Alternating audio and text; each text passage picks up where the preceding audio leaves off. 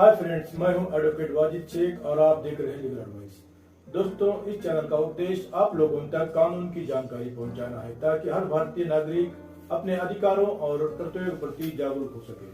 दोस्तों, इस चैनल को सब्सक्राइब करें ताकि इसी तरह के लीगल नॉलेज भरे वीडियो हम आपसे लाते हैं। आज के वीडियो में हम इंडियन पिनल कोड के सेक्शन 383 के बारे में जानेंगे, यानी जबरन वसूली क्या है। इस टॉपिक पर हम डिस्कस करेंगे। Section 383 Extortion.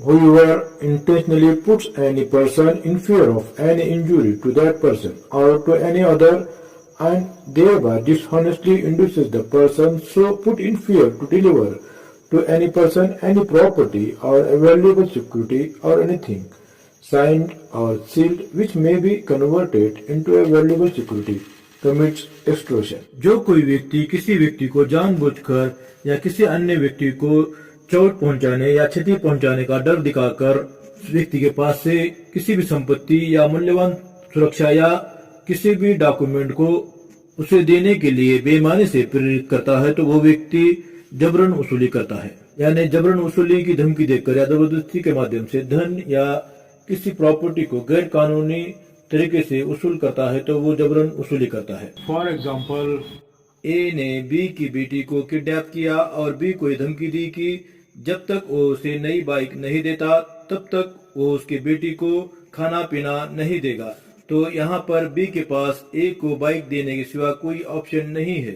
बी ने ए को नई बाइक सौंप दी तो यहाँ ए ने जबरन वसूली की है। सेकंड एग्जांपल, ए ने बी और सी की एक प्राइवेट फोटो ली और उसे पब्लिश करने की धमकी बी और सी को दी, जिसकी वजह से बी और सी की प्रतिष्ठा यानी उनकी इज्जत को नुकसान पहुंचाने धमकी देकर ए ने बी और सी के पास से 50,000 रुपए की डिमांड किया तो बी और सी ने ए को 50,000 रुपए दिए।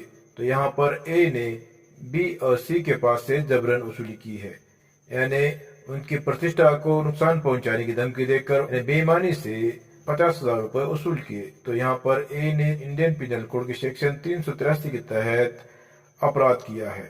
अगर कोई व्यक्ति इंडियन पिनल कोड के सेक्शन 383 के तहत अपराध करता है तो उसे इंडियन पिनल कोड के सेक्शन 384 के तहत 3 साल तक के कारावास की सजा हो सकती है, या फिर उसे जुर्माना हो सकता है, या फिर दोनों हो सकते हैं। 383 का अपराध कॉग्निटिव ऑफेंस की श्रेणी में आता है, यानी पुलिस अपराधी को विदाउट वारंट अरेस्ट कर सकती है। 383 का अपराध बेलेबल ऑफेंस की श्रेणी में आता है। 383 का अपराध नॉन कॉम्पिटेंट ऑफेंस की श्रेणी में आता है और ट्राइबल बाय जुडिशियल मजिस्ट्रेट है।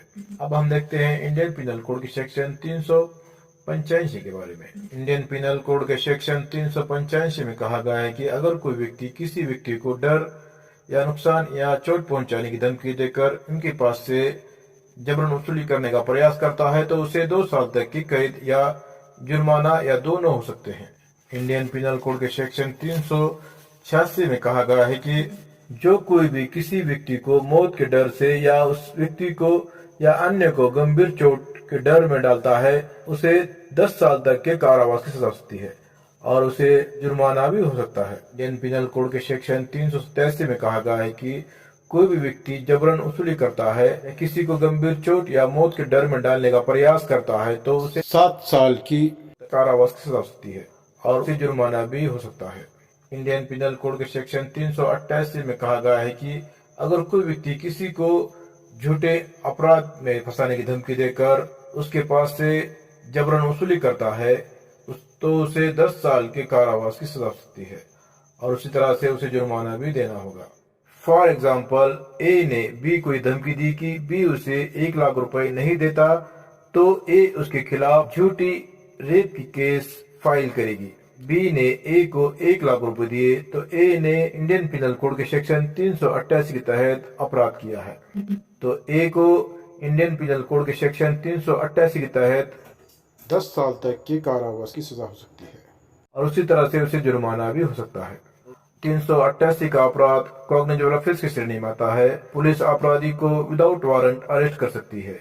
388 का अपराध नॉन बेलेबल ऑफेंस की श्रेणी में आता है। 388 का अपराध नॉन कॉम्पिटेबल ऑफेंस की श्रेणी में आता है।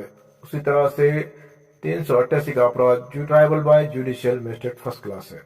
दोस्तों, इसी तरह के लीगल नॉलेज भरे वीडियो के लिए इस चैनल सब्सक्राइब करें ताकि इसी तरह के लीगल नॉलेज भरे वीडियो हम आपके लिए लाते रहें। Thank you watching for my video.